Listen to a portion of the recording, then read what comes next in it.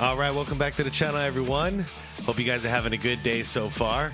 Had a request. Actually, today I'm going to do two requests. This one is about Kobe Bryant, and this one is from a channel called 23, and it's titled, "You Will Never Look at Kobe Bryant the Same Way." Got my attention right off the bat. I'm curious about this one. Later on tonight, I'm planning on doing a Dennis Rodman video for all of those of you who are interested. That'll be the After Dark episode, also by request. And I gotta say, a video I've been wanting to watch on my own, but I kept like putting it off to the side so I could do it for the channel. But anyways, everyone, as always, I'm gonna link the original video down below, the link in the description. So if you want to check it out without my commentary, go right ahead. Everybody else, please leave a like to this video. Let's not waste any time, and let's get right to it. Let's enjoy our morning, huh? Here we go. Kobe Bryant is one of the most confusing players the NBA has ever seen. When he came into the league, no one knew what he would become. Instantly, he'd have a crazy impact. Then, he was part of some rough down years. Then he rebuilt a new dynasty for the city he started it with. Forever a Los Angeles legend. But for Kobe Bryant, this really starts a long time ago. Because coming into the NBA, Kobe wasn't supposed to be this guy. I mean, compare it to someone like LeBron coming into the NBA. LeBron James, he was literally called the chosen one coming into the league. Yeah, it was set for him. Become one of the greatest players of all time, where your career is a failure. Kobe, on the other hand, he was just this 17-year-old kid that decided, you know what, let's go to the draft. And of course, we know he'd ultimately get drafted 13th overall, but you gotta think, spending a lottery pick on a teenager straight out of high school, he must have dominated there. Well, yeah, that's exactly what he did do. I was gonna say, yeah, you can't just say he was some random kid, you know, who went to the NBA. No, he was a little beyond average in basketball. Lower Merion High School, Philadelphia, Pennsylvania.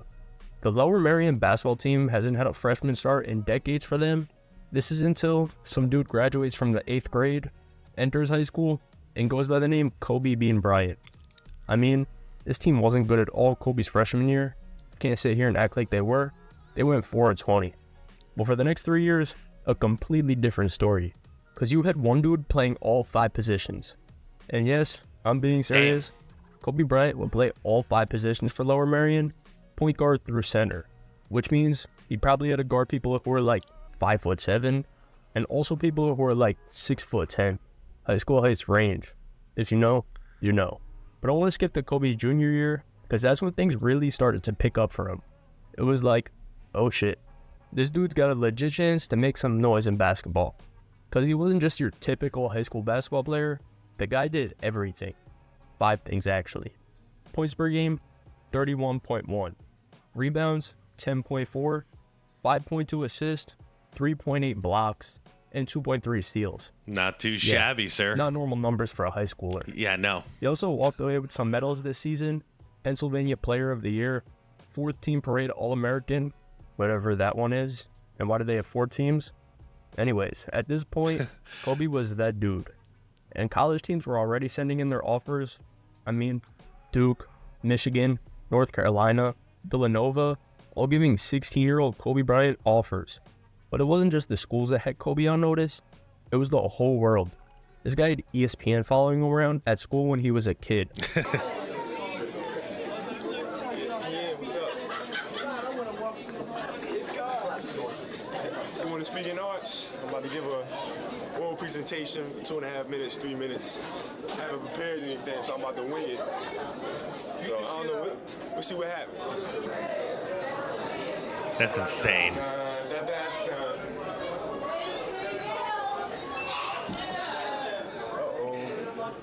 Man, y'all remember being in high school? Can you imagine ESPN following you, filming you?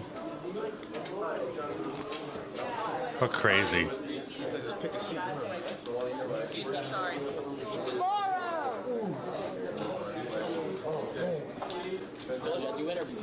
Yeah? Hi, Kobe. What's up, Mike? How you doing? All right, man. I told him everything you know about. I taught him everything he knows about basketball. Why does he look 35 in high school? Looking like a high schooler that Disney casted. But anyways, everything we talked about, this was only Kobe's junior year. His senior year, even crazier, 30.8 points, 12 rebounds, 6.5 assists, 4 steals, and 3.8 blocks. I mean, one more steal and block, and this guy's averaging a 5x5. And this year, he was invited to the Adidas ABCD camp, stands for Adidas Basketball Camp, dog. Alright, I just made that up, but this is an elite basketball camp for top high school talent, and Kobe there, the MVP. And also foreshadowing there, he played with Lamar Odom, who obviously he becomes teammates with down the road, but back to Lower Merion. I didn't know that. His senior year there, he led them to a 31-3 record, and also their first state championship in 53 years. Wow. Lower Merion has won. State championship, 48-43. It's not high scoring, but I'll tell you what, if you're a basketball fan, there was plenty of intrigue. So Lower Merion wins the championship, and yeah, it was a sick accomplishment for them, but we can't just forget about everything that Kobe accomplished individually this season. Probably the most impressive thing he did, he became Southeastern Pennsylvania's all-time leading scorer, 2,883 points. Passing, who else? Will Chamberlain. Yeah, the guy had this record too. Damn, dude. Can't go anywhere without Will holding a record. Yeah, no kidding. But besides that, Kobe was the Naismith High School Basketball Player of the Year, the Gatorade Men's National Basketball Player of the Year, a McDonald's All-American, First Team Parade All-American, first team this time, but then he was also USA Today All-USA First Team. So many random high school awards. But the way Kobe played in high school, there was a lot of people looking at him, like I said, Duke, Villanova, and all the other colleges, but then there were pro teams looking at him too, like the Lakers, the Celtics, the Clippers, and yeah, at this point, it wasn't extremely common to go to the league out of high school. That only boosted Kobe's popularity, and he saw what Kevin Garnett was able to do when he did it. So Kobe Bryant, he decides to not even visit any college, and the 17-year-old kid enters the NBA draft, the 6th high schooler to ever do it. So then comes draft night. I mentioned 3 teams, the Celtics, the Clippers, the Lakers. First, here's the Celtics' take on Kobe. I think this kid is going to be hell of a player, but it can go either way. He seems to be solid, but he's a high school kid. You got to make a choice based on what you need today. Well, that's a bad take, but how about the Clippers? What do they think? If we drafted a 17-year-old kid, the city of Los Angeles wouldn't take it seriously. Well, that's an even worse take. Damn, Picking Clippers. 13th, the Lakers saw the Hornets on the board. They offered them a deal. We'll send you Peja Stojakovic, and you draft who we want and send him to us. And well, the Hornets accepted. Didn't they trade Vlade Divac too? Oh wait, am I tripping? Wait, we'll send you Peja. Now I'm confused. Who was this? The Lakers saw the Hornets on the board. They offered them a deal. We'll send you Peja Stojakovic, and you draft who we want and send him to us. And well, the Hornets accepted. Here's how it went. With the 13th pick in the 1996 Wasn't Vlade part of this NBA deal? draft, the Charlotte Hornets select Kobe Bryant from Lower Merion High School in Pennsylvania. Yep, Kobe Bryant, drafted by the Charlotte Hornets, traded to the Los Angeles Lakers minutes later. Officially an NBA player. And not just for any team, for arguably the most historic franchise in the league. It's Hollywood. And think about it though. Kobe, 17 years old, this guy was so young that his parents had to co-sign his contract when he got drafted. Joe Bryant getting another contract then? Damn. R.I.P. Joe recently though, so sad to see. But I want to show something about the Lakers. Yes, they had a high draft pick and drafted Kobe. Well, they traded for a draft pick to draft Kobe. But Kobe wasn't the main priority this offseason. There was another guy entering free agency. You probably heard of him. The Diesel? Shaquille O'Neal. And the Lakers, they were sure they had it in the bag. And well, they did. I just want to, thank you all for coming out. And in case you haven't figured it out yet, I've signed with the Los Angeles Lakers. And keep in mind the word change. To me, change is for the good. So yeah, the Lakers got their hands on 2 guys that offseason. MVP caliber player, Shaquille O'Neal, and 17-year-old high school kid, Kobe Bryant. But now let's go back to Kobe's rookie season. I mean, right away in the Summer League, it was obvious Kobe was a bucket. And he was going to be a problem in the league for a long time. In his first 4 games he played in the Summer League, Kobe averaged 24.5 points and 5.3 rebounds in 4 games. But it didn't all translate to the regular season. Well, the thing that didn't translate right away, the minutes. He finished the season averaging only 15.5 minutes per game. Most of the time, he came off the bench behind Eddie Jones and Nick Van Exel. NBA All-Star Nick Van Exel, that is. Random ass All-Star appearance. Eddie Jones was a monster himself. That was a good team. That Laker team was already good without Kobe. Adding in Kobe, shoot. One thing I want to say real quick is, do you guys see how skinny Kobe was? It's insane. It's insane how thin he was. It's like looking at rookie Michael Jordan. Just they got like that Bruce Lee body until they had to like protein that body up. Shout out Devin Harris. Well, speaking of All-Star Weekend, Kobe Bryant did end up winning the dunk contest his rookie year. He will dunk, and then so will the other two. Then they'll do it one more time. Bang.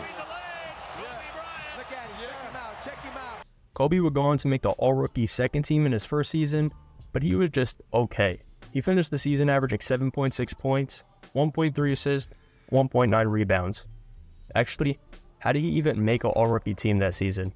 And I do want to talk about this real quick. As we dive deeper into how Kobe managed to outplay everyone despite the odds, it got me thinking. Really? We could take small steps to improve our own lives too. That's why I'm excited to have Teach Hanley as a sponsor of today's video. Nice transition. All right. Let's go to... Oh, right about here. So don't wait any longer. Click the link in the description to start your skincare journey today. Alright, back to the video. Kobe made the All-Rookie team, and it wouldn't take too long for him to think of himself as that guy. Because the Lakers, they would end up making the playoffs that season, and in the Western Conference semifinals, they had the Utah Jazz. Karl Malone, John Stockton, and the rest of the squad. And in Game 5, Byron's got injured, Robert Horry fouled out, Shaq fouled out, rookie Kobe Bryant, he took the game into his own hands. And well, airballed 4 shots in crunch time. Yeah, he did. No legs. Same thing I say about Jordan in the 95 playoffs. No legs, man. Yep. No, you can't. You got to go all upper body. Yep, not happening. Yeah, that's how Kobe's career starts. But even his teammates knew at the time, like Shaq even said that Bryant was the only guy who had the guts at the time to take shots like that. Yeah. So they knew Kobe had the mentality that he had. And in his second season, he only got even better. He got some more playing time. His points per game average doubled from 7.6 to 15.4. And the Lakers, they used a small ball lineup this season, so Kobe played a lot of 3. And there's no question, Kobe Bryant was a fan favorite already. Actually, this season, he became the youngest player ever voted into an All-Star game. I mean, the guy didn't even start for the Lakers. I know, I and love he that. started in All-Star games. Look at this. The starters, besides Kobe, it was Gary Payton, Kevin Garnett, Karl Malone, Shaq. 4 guys who were in MVP contention. And then you have a guy who was a teenager averaging 15 points per game. Just goes to show, everyone loved Kobe. And yeah, Karl Malone's the only one whose link isn't in purple. Won't catch me reading about that guy. Anyways, the 97-98 season, Kobe actually ended up finishing second in 6th Man of the Year voting. Finished right behind Danny Manning, brother of Eli and Peyton, I think. But Kobe, his 15.4, that was the highest that season for anyone who came off the bench. But ultimately, the Lakers would lose to the Jazz in the playoffs once again, robbing us of that Kobe Jordan finals. Karl Malone, man. But whatever. Kobe's third season, Kobe Bryant was becoming Kobe Bryant. I know people discredit the Utah Jazz during that era and have no idea how good they really were.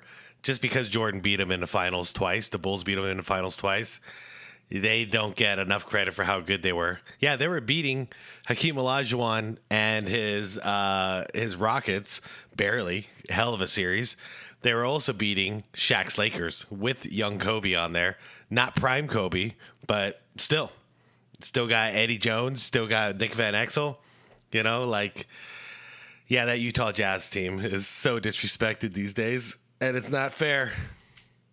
The Lakers, they saw something in Kobe, so they took Nick Van Exel, Eddie Jones, we're shipping you out.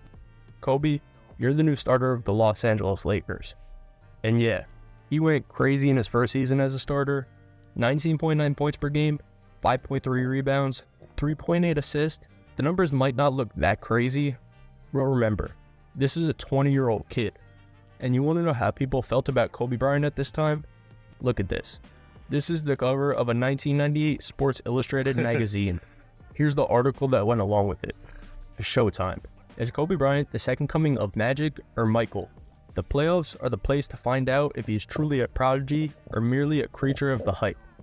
Well, we know the playoffs are where he showed up. Yeah. And at 20 years old, he was getting comparisons to the two greatest guards the game has ever seen. And with all that hype, that brings us to the three most important seasons of Kobe Bryant's young career up to this point. 2000, nice 2001, board. 2002. If you know, you know. Let's start in 2000. Before the 2000 season, so 1999 technically, the Lakers, they needed a head coach. And well, the guy that just won 6 championships with the Chicago Bulls, Phil Jackson, he was looking for a job. So, let's sign him.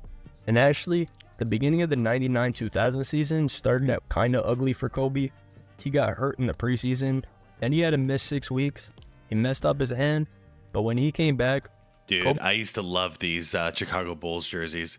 By the way, look at I was thinking, because Luke Longley, these Phoenix Suns jerseys. We love these. I was going to say, by the way, look at Luke Longley's amazing defense as he got traded from the Bulls. I remember a lot of my friends who weren't really good, like they hated Jordan at the time because Jordan, you know, he beat our Suns in the finals in '93 and they hated him forever until, you know, he retired. They were excited about getting Luke Longley, saying, "Oh, he's a champion." You know, I'm like, oh, guys, you don't know. Like, I watched all the Bulls games. You don't know. Sorry to disrespect Luke, but yeah, you were not a champion. You were not that guy. Yeah, you 3 rings, but you just weren't that guy, man. You were not the greatest center I've ever seen, and playing for the Suns really exposed it because you didn't have. Yeah, he didn't have Michael Jordan to lean on anymore, and it was pretty bad. And he had to miss 6 weeks. He messed up his hand, but when he came back, Kobe Bryant, officially a Tier A NBA superstar. 22.5 points per game, 6.3 rebounds, 4.9 assists. So much for all that ball hog talk, because he led the Lakers in assists this season, and the Lakers would go on to win 67 games this season. Of course, the best in the NBA. Shaq won MVP. Kobe was named to the All-NBA second team and All-Defensive team, the youngest player to ever make the All-Defensive team. And besides the dominant regular season that the Lakers had, actually, along with the dominant regular season that the Lakers had, this only continued even further in the playoffs. Game 7 of the Western Conference Finals, Kobe Bryant, 25 points, 11 rebounds, 7 assists, 4 blocks. Just stepped up every single time the Lakers needed him to. And he did end up getting hurt in Game 2 of the Finals, but he came back in Game 4, and good thing he did, because that means Kobe Bryant, healthy, and officially an NBA champion for the first time. Oh my God. This is it, fellas. You work all year long for it, man. Shaq the man, most dominant player in the world. Championship, it's ours. Love it, it's beautiful. Mwah, 2G, baby, you love it. We out. We're going to Disneyland. So the Lakers just won their first NBA championship. Shaq. Kobe proved that he's right there with the NBA's elite. But the 2000 championship, they were only getting started. Because the 2000-2001 season, Kobe and the Lakers only picked it up even more. Kobe would improve by 6 points per game. This time, 28.5 a night. That's great, right? Well, there was a problem with that. Kobe becoming great led to some dispute on the team. Whose team was the Lakers actually? Kobe Bryant or Shaquille O'Neal? And the Lakers would only end up winning 56 games this season? Only. But Kobe... That's the question that killed the chemistry of the team. Whose team is it? And it never went away. It's unfortunate. Because it is a team game, you know? We ended up making the All-NBA second team, All-NBA defensive team, voted to start in the All-Star game for the 3rd year in a row, and the Lakers once again headed to the postseason. Yes, they were still great, but everyone was a little disappointed with only 56 wins. I mean, They had 67 wins the year before. So let's see what happens in the playoffs. Round 1 versus the Blazers, 4-0. Damn. Lakers sweep. Round 2 Sorry, versus the Pip. Kings, 4-0. Lakers sweep. Sorry, baby. The Western Conference Finals versus the Spurs, once again, 4-0. The Lakers sweep. Sorry, Timmy. And they were headed right back to the finals. 11-0 so far in the playoffs, because that's when the first round was best of 5. But right This is when Allen Iverson proves that he's a freaking god. back to the finals, the Lakers went. And this time, versus Allen Iverson and the Philadelphia 76ers. Iverson, although he did get one win, one more than anyone else got against the Lakers in these playoffs, it was a gentleman's sweep. Yep. Lakers went 4-1, finishing the playoffs 15-1, back-to-back NBA champions. And Kobe in these playoffs, 29.4 points, 7.3 rebounds, 6.1 assists, and through the regular season, yeah, Shaq and Kobe did have their ups and downs. Shaq thought Kobe was a ball hog. Kobe thought Shaq was lazy. But at the end of the day, both of them recognized how great one another were. Read this.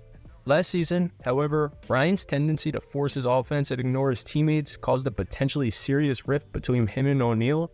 But in these playoffs, Bryant played an unselfish and superlative brand of basketball that helped the Lakers to a 15-1 waltz through the postseason and a second consecutive title. Along the way, O'Neal called Bryant the best player in the league, a declaration that seemed to end the Shaq vs. Kobe chapter and the beginning of something else. Yeah, that's what every NBA fan wanted. Bigger question though, who uses the word waltz? But anyways, in hindsight, that's what every NBA fan wanted, Shaq and Kobe to play together. But I can assure you, if you weren't a Laker fan, you were probably pissed as hell watching Shaq and Kobe dominate the NBA every year. Oh, as a Suns fan, I hated it. Absolutely hated those two together. It's not something I was able to appreciate until later on. But during the time, they were too good. It's because they were too damn good. And yeah, I would laugh and get happy whenever there would be like threats of one of them leaving LA. I really wanted them to split up. But yeah, that's less as a basketball fan and more as a Suns fan, because with those guys together on the same team in the West, there was no shot in hell. No matter what my Suns would build, they were going to beat these guys. It just wasn't going to happen. Because it didn't stop there. The 01-02 season, Kobe's healthiest season of his career up to this point, finished averaging 25.2 points, 5.5 rebounds, 5.5 assists, and a career-high 46.9% shooting. That's good for Kobe. Which is kind of crazy that that's Kobe's career high in a season. I guess that's why that's always been his biggest knock. It is his biggest knock. That's the one major difference between him and Jordan. Is Jordan was always averaging above 50. Kobe was closer to 40. So I've seen some seasons where he's like 42, 41. And Jordan didn't average percentages like that until he played for the Wizards in his old age. Being a shotgunner, which clearly by the stats, it seems to be true. But then again, he wins championships. Yeah. So if that's what it takes to win championships, I'll take it. Fair. But Kobe this season, all NBA first team and all defensive team.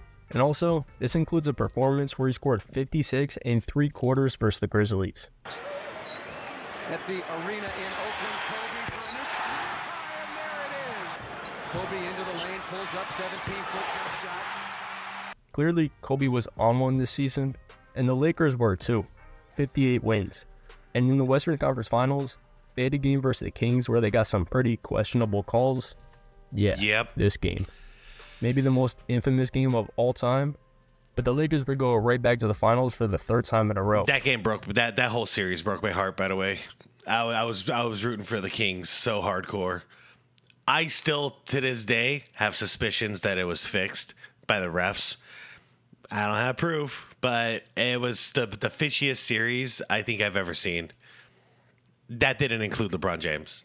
That is, because almost every one of his series are terrible, but not including LeBalco, like that series against the Kings, it was the first time I ever said, and we all talked about it, was like, this is bullshit. That was fixed, like Vegas made a killing out of this. Like we were saying all the things at that point, and we weren't like conspiracy theorists. We were just basketball fans. And we all said the same thing. Like, that was fixed. That was BS. This time, it was versus the superstar point guard, Jason Kidd, and the New Jersey Nets. And yeah, Kobe Bryant wasn't letting the New Jersey Nets win a championship, and the Lakers three-peat. Kobe Bryant, Shaquille O'Neal, Phil Jackson, 3 championships, 3 seasons. Yeah, not too shabby. Kobe here became the youngest player ever to have 3 rings at 23 years old, but I want to look at it like this. 91 through 93, Jordan three-peats. 2 years off, 96 through 98, again, Jordan three-peats. Then 1 year off, 2000 through 2002, Kobe three-peats. The 2 guys that most considered to be the By the way, look at Kobe wearing the Jordan jersey still. Best shooting guards of all time, 9 championships in 12 seasons. All coached by the same guy too to make it all the more crazy.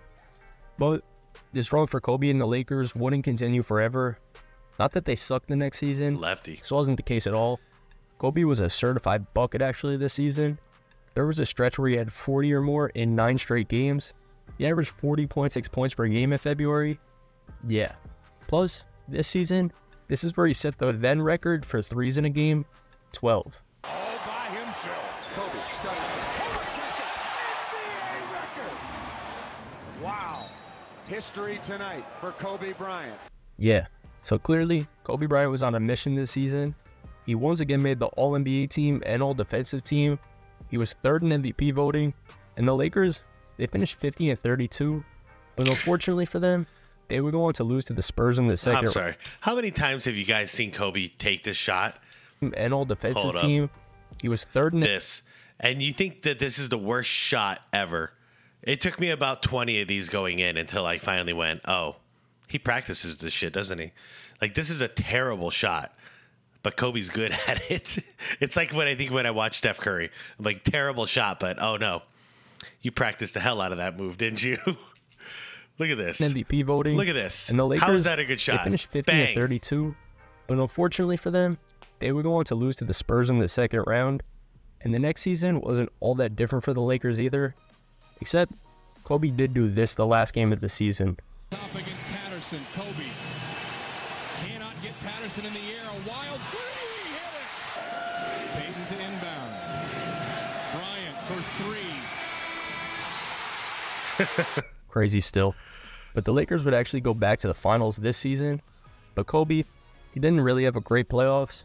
22.6 points, 4.4 assists. He shot 35.1% from the field.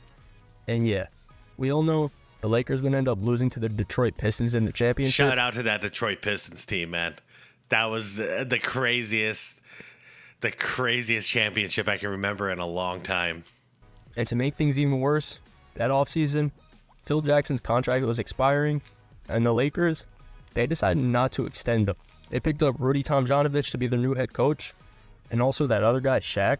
The Lakers traded him for Lamar Odom and Caron Butler. Yeah, so that big 3 that just three-peated 2 years ago, Kobe, Shaq, Phil Jackson, 2 of them, not Lakers anymore, going to the 04-05 season. And really, with the new era of Lakers basketball, these years went how you would expect. Well, team-wise, that was at least. Kobe was still Kobe. Oh, yeah. Let's run through these seasons real quick. First off, Tomjanovich, already gone midway through the season during 04-05. Yep, health reasons. He resigned midway through the season due to health issues. Frank Hamblin took over. And Kobe, he was still the second leading scorer in the NBA at 27.6 points per game. Although, the Lakers, they sucked. They missed the playoffs for the first time in over a decade. And Kobe, I mean, he was still great. But with the Lakers' unsuccessful season, he was knocked down to the All-NBA 3rd team. And oh yeah, Phil Jackson, not the coach of the Lakers this season, he releases a book where in it, he calls Kobe Bryant uncoachable. Yep. Damn. But wait a second. I know. So I got some pushback recently in the comment section for me saying that Phil Jackson left, and a lot of it had to do with Kobe. Okay, this was during this time. This is before Phil Jackson came back, and I got a lot of pushback for that, and I don't quite understand why, because I remember all this unfolding in real time, and right there, this was real. This is an official book, and in this book, Phil Jackson called Kobe Bryant uncoachable, because at that point, I believe Kobe Bryant was uncoachable. Not taking away anything from his abilities, he was still already one of the greatest of all time. However, he was uncoachable during this time. And if Phil says it, Phil means it. You know, this isn't like Larry Brown. This is Phil Jackson here. So, yeah, Kobe had to do with it. The fighting between Kobe and Shaq also had to do with it. So Shaq has a part in this too. Phil Jackson also has admitted that he tried to get Kobe traded. That didn't happen. Well, so he stepped away. You know, Phil stepped away. And at this point, he wasn't planning on coming back and ever coaching Kobe. He did it because he was dating Jeannie Buss. Jeannie Buss has come out and said the reason Phil came back was she really, really asked him, practically begged him to come back and give Kobe another chance, to try to coach him again. And, you know, Phil, since he's dating the boss, he's like, all right, I guess I'll try. And the cool thing is the rest of the story between Phil and Kobe is fantastic. The two of them had a great relationship. Kobe Bryant suddenly became one of the most coachable people. And I think it's a cool story. But it's interesting to me that, like, the thing that makes it so cool is that their bond eventually was like family. You know, you can see a ton of footage of Kobe just listening to Phil and the two of them basically being on the same exact page constantly. That's later on in their careers together. But why discount the trouble that got him there? You know, I don't know if that's just a modern thing that's going on now. We try to pretend like everything's always been great, but it's not the case. The two of these guys, they hated each other. You know, let's just be real.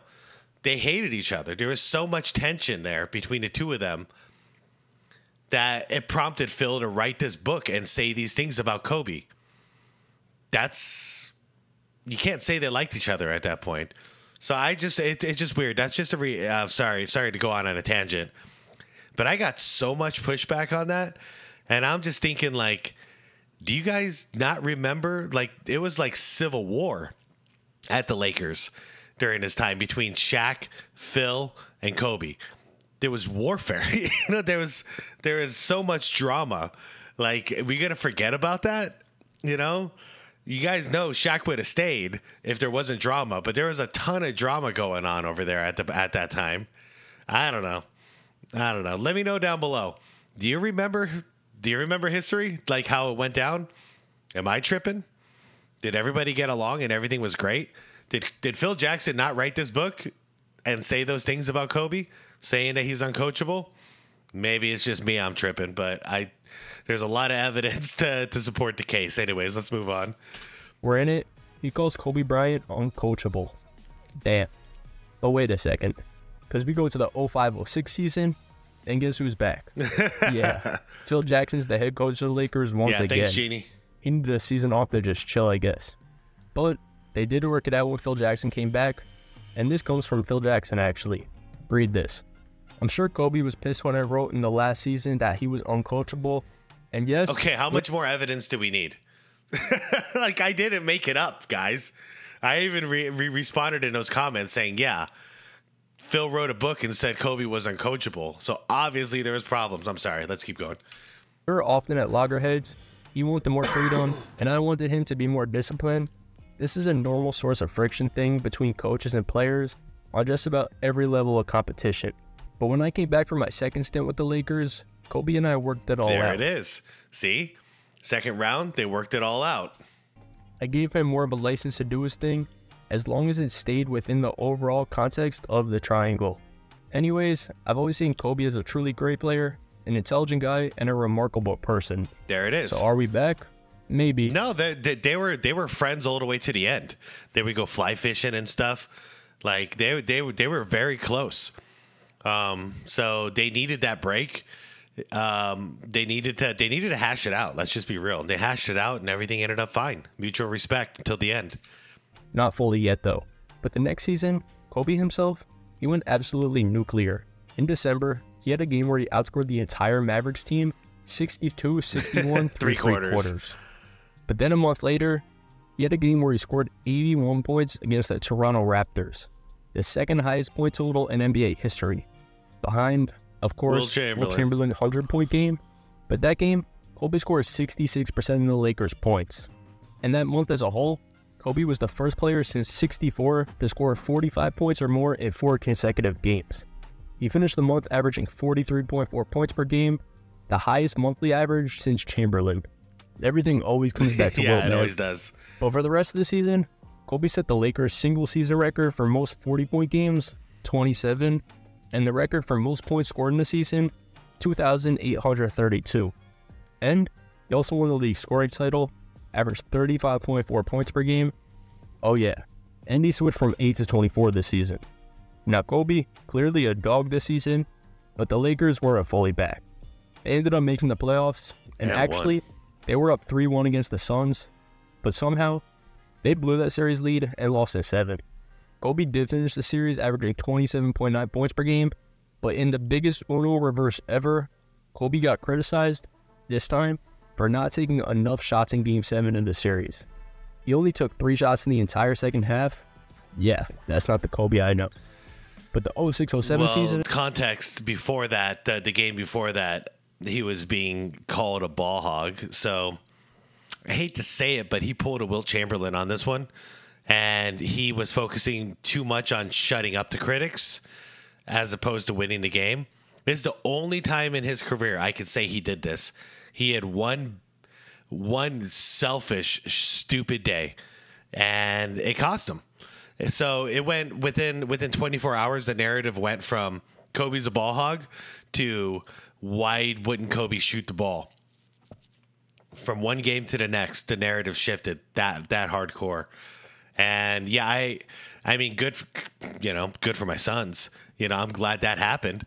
But for the legacy of Kobe, this was a very real thing, and I'm glad he didn't continue with this behavior, because that's like Wilt Chamberlain, the type of behavior where he paid too much attention to what the media said, and he would shift his game according to that, as opposed to shift his game according to what the team's needs were.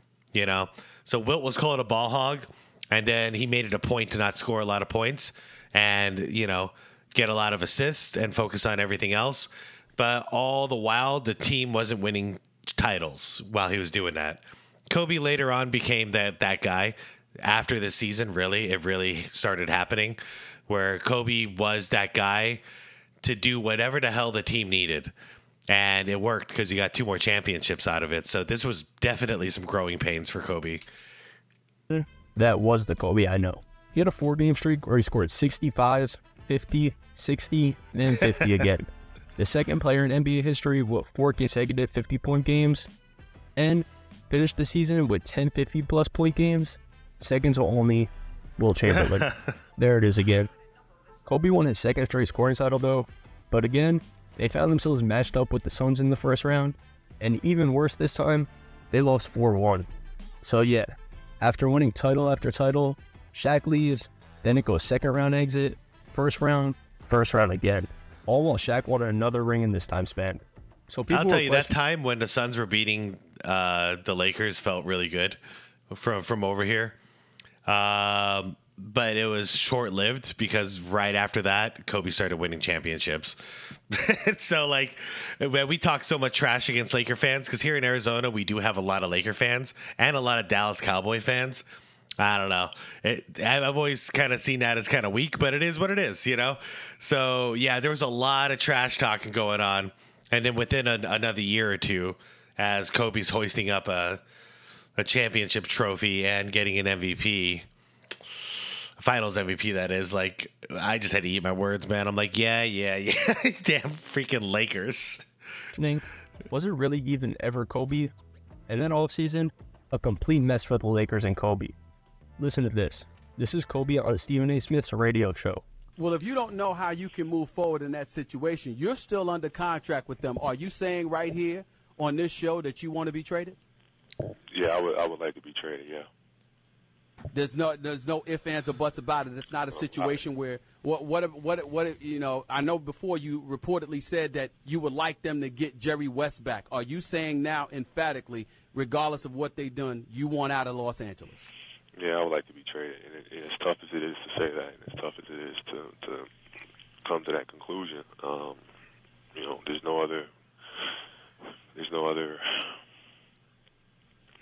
alternative. You know, they obviously want to move in a different direction in terms of, you know, rebuilding. I wish they would have, you know, told me that, you know, prior to me resigning with the team. They obviously want to move in a different direction, but they want to keep you though, Kobe. They want to move in a different direction, but they don't want to do it without you. Well, that's kind of. I know Kobe's really emotional here, and he was still pretty young, but it was obvious when Shaq left that they had begun a rebuild. There's no way around it when you lose Shaq. You had to rebuild. So at this point, they were years into the rebuild. What, like 5 years into the rebuild? So Kobe did know it was a rebuild process, you know? And it was because of the beef that he and Shaq had together. One of them had to leave. So no matter what happened, whoever left, if it was Kobe who left, it still would have been a rebuild centered around Shaq. But Shaq's the one who left, so it was a rebuild centered around Kobe. But I get he's emotional right now. And it's the curse of starting your career with that much success. Because he started out on that amazing Lakers team, won 3 championships, and then all of a sudden hit rock bottom, you know, within a couple of years after that. So it must have been a very humbling experience. Once again, though, the cool thing is what that says about his story and his legacy. He was at the top of the mountain, fell all the way to the bottom, and then found his journey and climbed back to the top. And I think that's a cool part of his legacy. Well, you know, you got to be upfront about that, man. You know, 3 years ago when I was resigning, you know, they should have, you know, told me that they wanted to rebuild, and affected my decision. But, you know, don't tell me one thing and then do another.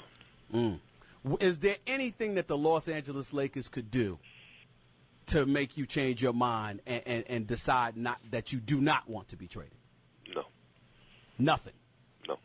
Yeah. This is when he was shopping around, what was it, the Bulls and the Clippers, I believe, were his main 2 teams he wanted to go to. So Kobe says publicly that he wants to be traded, which obviously put the Lakers in a weird situation, and Lakers fans all around the world were worried for about 3 hours.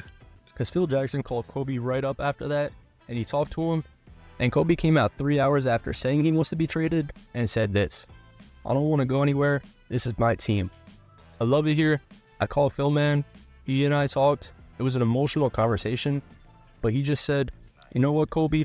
Let's try to figure this thing out." There it is. You see, wow. If you were to see the quotes going around from the years where Shaq and Kobe were together, and, you know, Shaq, Kobe, and Phil, and then you read this all of a sudden, like, what a maturity change. Like, yeah, these 2 were in it together. And it's interesting because, like, Phil was really just there to coach Kobe. When the way Jeannie put it, it was less about coaching the Lakers, and it was more like, we want you to coach Kobe. So if Kobe were to leave, then what's Phil really doing there anymore, you know? That was quick. All that for a trade request. Yeah. Oh, yeah. Right after that, he said he'd ship out Andrew Bynum for Jason Kidd, too. Brian, my leg, fuck, are you kidding me? And he's the one that drafted Bynum, so he's not going to let him go. Fucking ship his ass up. You talking about Jason Kidd, but he didn't want to do that. They think Andrew Bynum's going to be... So now we sit here in this fucked up position. What's Andrew Bynum's potential? Honestly. No, man. I'll start. Mitch Cutcliffe had the nerve to ask this. This video looks like it was recorded on an Apple Live. Actually, no. It was just recorded on an Apple. Yeah. So you can't even blame Kobe. Good old iMac. J.K. was that dude. But this video went pretty viral at the time, so I just thought I'd share it. But obviously, the trade didn't happen, and Bynum will become a huge part of the Lakers here. We'll get to that in a minute. But we're now in the 07-08 season. Kobe here becomes the fastest player ever to 20,000 career points, and he led the Lakers to the 1 seed in the West. And for the first time in his career, Kobe Bryant, the NBA MVP. Yep. NBA most Most Valuable Player Award presented by Kia. Congratulations.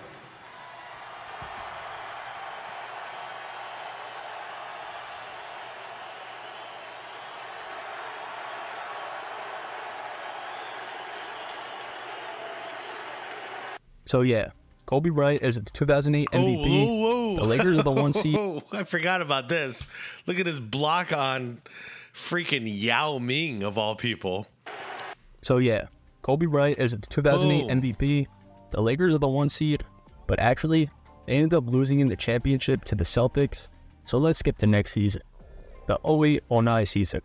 The first 19 games of the season, the Lakers 17-2. Again, he makes the All-NBA first team. Again, the All-Defensive team.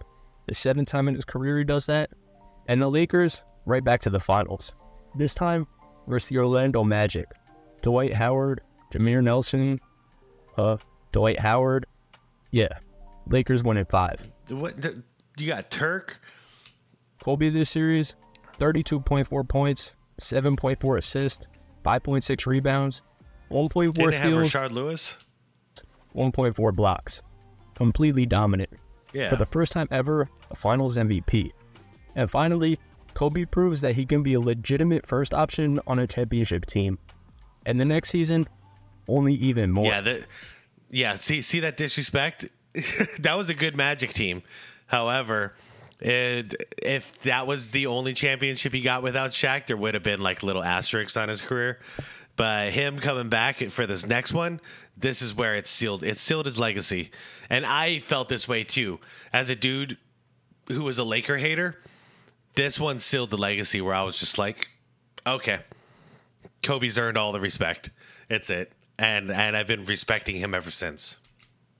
First, he becomes the youngest player ever to reach 25,000 points. Then, he becomes the Lakers' all-time leading scorer. Farmar with Kobe, sets it up, he's done it! The greatest player in franchise history, Kobe Bryant, is now the all-time leading scorer in Laker history. Yeah, so regular season Kobe, he was on a mission. And in the playoffs, that didn't stop either. Round 1, beat the OKC Thunder. Round 2, beat the Utah Jazz. Western Conference Finals, beat the Phoenix Suns. That's when it was over. We weren't laughing anymore in Phoenix. And once again, Kobe and the LA Lakers were headed to the finals. This time, a rematch with the Boston Celtics. And well, you know how this one ends. Lakers, back-to-back NBA championships. Kobe Bryant wins his 5th championship, and now his 2nd finals MVP. Now yes, this was Kobe's last ring. He never got that 6 to match MJ. But after that, he'd eventually become the fastest player to ever reach 30,000 points at the time. He'd passed Will Chamberlain to become the 4th all-time leading scorer. He played through some injuries. He passed MJ on the all-time scoring list too to become 3rd. And then he'd end off his career with arguably the most legendary performance of all time. Yeah. Bryant on the move with the jumper. He Oh, got it! 58 points! Yeah, Kobe goes for 60 in his final game. The only correct way to end his career. After coming into the league as a 17-year-old kid, he comes into the NBA. He wins 3 championships as a Robin. There's arguments if he could be a Batman on a winning team, if he's really legitimately as great as people think. The Lakers sucked for some years, and then Kobe Bryant leads them to 2 more championships. One of the most legendary careers of all time. That's the story of Kobe Bryant. Also, if you were ever curious how Kobe's 08 Redeem Team stacks up against this year's squad that just won gold, or even the 92 Dream Team, check out this video. My friend just started a channel where he ranked the top 10 USA teams ever. I genuinely appreciate it if you check it out. Thanks. Sounds interesting. Cool video. This one ran on a little longer than I expected it to, but really cool video. Just watching it all like that, like it really does make me think that, you know, Kobe, he had one of the most complete NBA career journeys I think you could ever have. You know, he came in as a backup and worked his way up into a Robin role, you know, the secondary role, and he became the best number 2 guy in the league. Shortly after that, he became the man, and he got to experience what a lot of young rookies get. Even though he wasn't a rookie anymore, he was a 3-time champ. He was the man on a terrible team because Shaq was gone and the rebuild had begun. So he started climbing up until winning 2 championships and going to 3 straight NBA finals, winning 2 out of 3 as the guy. And then he ends his career like off of injuries, basically passing the torch to the next generation. I'd say it's a pretty damn solid career. There's a reason why a lot of us Jordan fans have him as number 2 all time. And that's just because he's, you know, he just didn't do as much as Jordan did, but came as damn close as you could ever imagine anybody would. And that was Kobe Bryant. Yeah, just looking at this, by the way, I think this is hilarious. I'm still looking at the image here on my end of the Olympic teams, and it's funny. Redeem team, they compared it. We had the conversations back in 08 of, you know, oh, is the Redeem team better than a Dream team? Okay, obviously not, because here we are in 2024. How many years later? That's like 16 years later. And now we're comparing the Avengers team to the Dream team by saying, is the 2024 roster better than a Dream team? So obviously, if the Redeem team was better, if any team was better than a Dream team ever, we'd be comparing it to that team, like the Redeem team now, as opposed to still comparing our current teams to the Dream team. It's just something I thought of, and I was kind of laughing. I'm like, yeah, obviously not, but maybe in another 14 years we're gonna compare it again. Oh, is this roster better than a Dream team? The answer's always been no.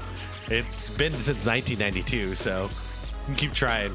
Anyways, guys, this was a long one. I'm out of here. Thanks for watching. Thanks for the recommendation for me to watch this vid. It's cool stuff.